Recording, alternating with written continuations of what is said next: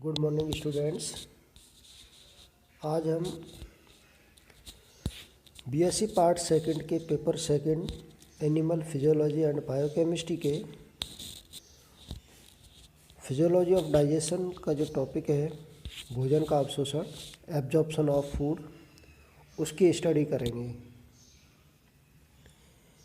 इससे पहले के जो वीडियो थे उसमें हमने digestion of food in different parts of alimentary canal अर्थात आहार नाल के विभिन्न भागों में पाचन का अध्ययन किया है।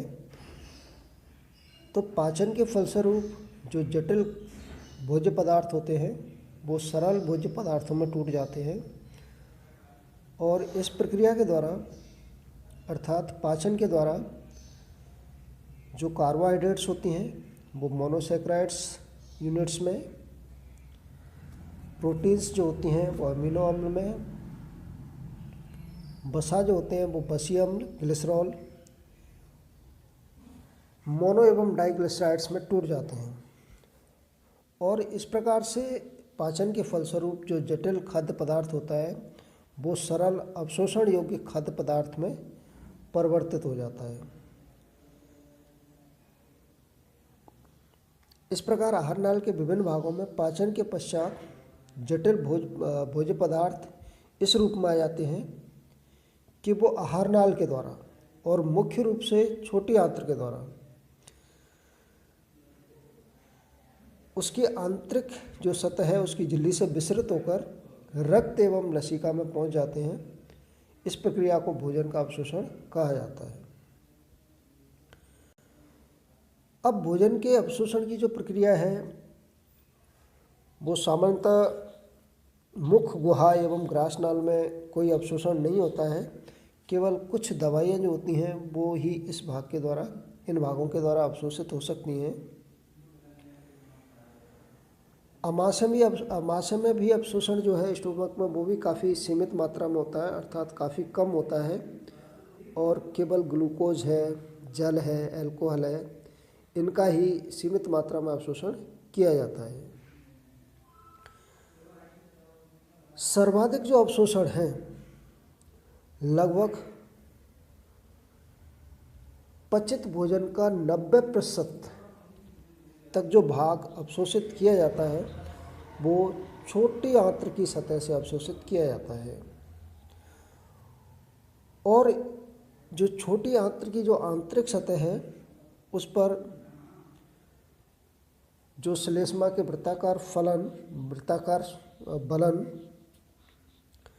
और रसांकुर जो पाए जाते हैं विलाई, उनके द्वारा क्या होता है अवशोषण का जो क्षेत्रफल होता है वो काफ़ी बढ़ जाता है। इसके साथ साथ जो बिलाई की जो एपिथेलियल सेल्स होती हैं, जो उपकला कोशिका होती हैं बिलाई की, उस पर अनेक माइक्रोबिलाई पाए जाते हैं और इनके कारण भी क्या होता है कि अवशोषण का जो क्षेत्रफल है वो क्या होगा, कई गुना बढ़ जाएगा।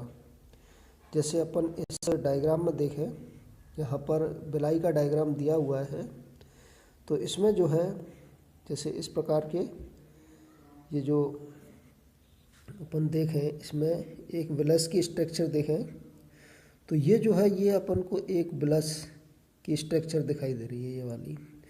और ये इसमें जो आप देख रहे हो ये जो है ये एपिथेलियल सेल्स है और एपिथेलियल सेल्स की जो सतह है उस पर छोटे छोटे हेयर लाइक प्रोजेक्शंस पाए जाते हैं जिनको क्या माइक्रोबिलाई कहा जाता है।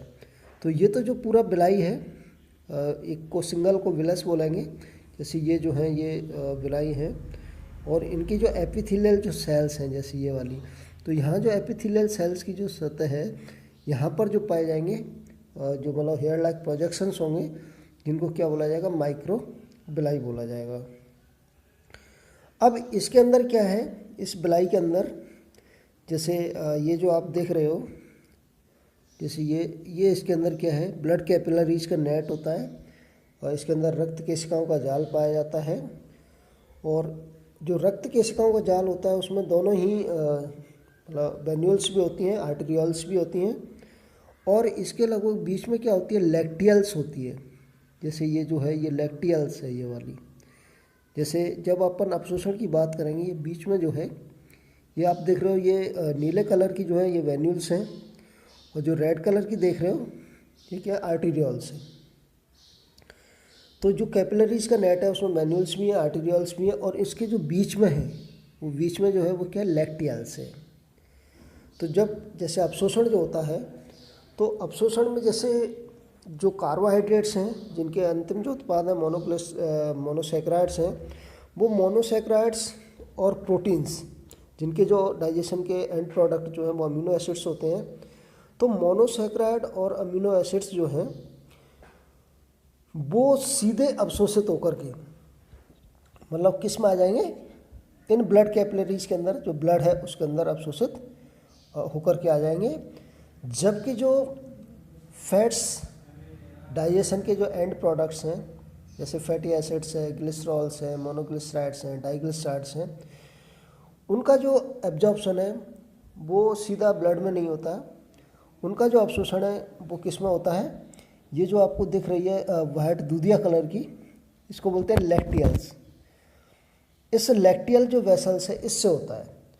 और लैक्टियल वेसल्स में जब ये फैट्स जो प्रोडक्ट है एंड प्रोडक्ट जब ये अवशोषित होकर के भर जाते हैं, तो इस लैक्टियल वेसल्स का जो कलर है वो कैसा हो जाता है, दूधिया कलर का हो जाता है, जैसा कि इसमें अपन को दिखाई भी दे रहा है।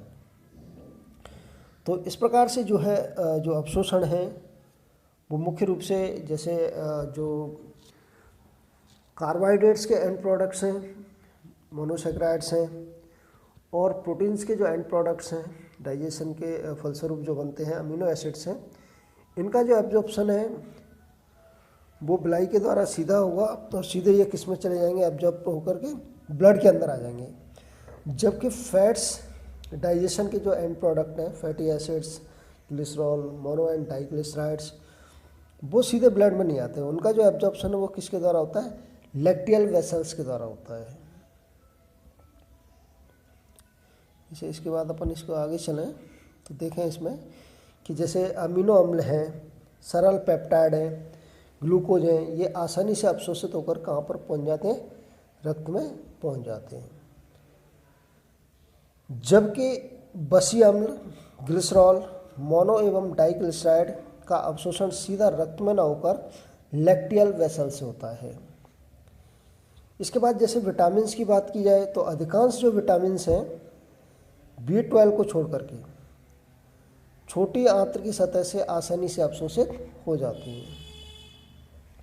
विटामिन B12 के अवशोषण के लिए जैसे अपन ने पहले पढ़ा है कि जो गैस्ट्रिक ग्लैंड्स होती हैं उन गैस्ट्रिक ग्लैंड्स के द्वारा एक इंट्रिंसिक फैक्टर सीक्रेट किया जाता है, और उस इंट्रिंसिक फैक्टर का जो है फैक्टर्स का जो है वो डाइजेशन में तो कोई इम्पोर्टेंट रोल नहीं होता, लेकिन वो विटामिन B12 के अवशोषण में क्या होती हैं, मतलब हेल्प करते हैं। मतलब उससे जो विटामिन B12 है उससे कॉन्जुगेटेड हो जाते हैं और उसका एब्जॉर्प्शन करने में हेल्प कर देते हैं, और उसके बाद फिर उससे क्या होते हैं, जो विटामिन B12 है उससे इंट्रिंसिक फैक्टर क्या हो जाएंगे, फ्री हो जाएंगे। तो इस प्रकार से जो इंट्रिंसिक फैक्टर्स हैं जो कि गैस्ट्रिक ग्लैंड के द्वारा सीक्रेट किए जाते हैं, वो इंट्रिंसिक फैक्टर्स क्या करते हैं कि विटामिन B12 है उसके एब्जॉर्प्शन में हेल्प करते हैं। बाकी जो विटामिन B12 को छोड़ करके जितनी भी विटामिन्स हैं, चाहे वो वाटर सॉल्युबल विटामिन्स हो या फैट सॉल्युबल विटामिन्स हो, वो स्मॉल इंटेस्टाइन की जो सतह से आसानी से क्या हो जाते हैं, अवशोषित हो जाते हैं। इसके बाद जैसे आगे देखें कि जैसे मैक्सिमम जो अपन पहले ही कह चुके हैं कि लगभग 90% जो एब्जॉर्प्शन है वो कहाँ से हो रहा है, स्मॉल इंटेस्टाइन की सरफेस से हो रहा है। और इसका कारण ये भी है कि जो बलन और जो विलाई पाई जा रही है उसके कारण क्या होता है कि स्मॉल इंटेस्टाइन का जो अवशोषण का क्षेत्रफल है वो कई गुना बढ़ जाता है।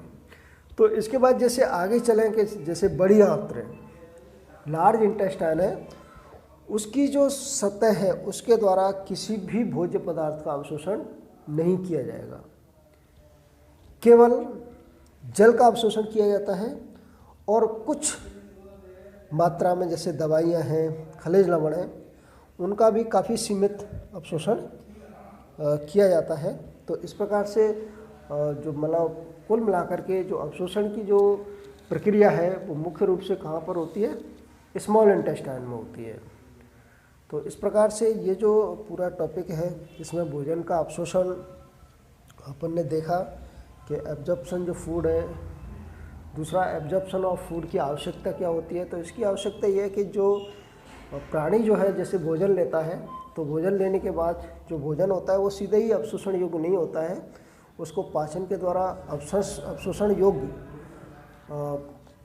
करने में बदल लिया जाता है। फिर उसका क्या अवशोषण किया जाता है जिससे वो सीधा जो मतलब पचित जो भोजन है वो या तो ब्लड में आ जाता है या लिम्फ में आ जाता है, लसिका में आ जाता है।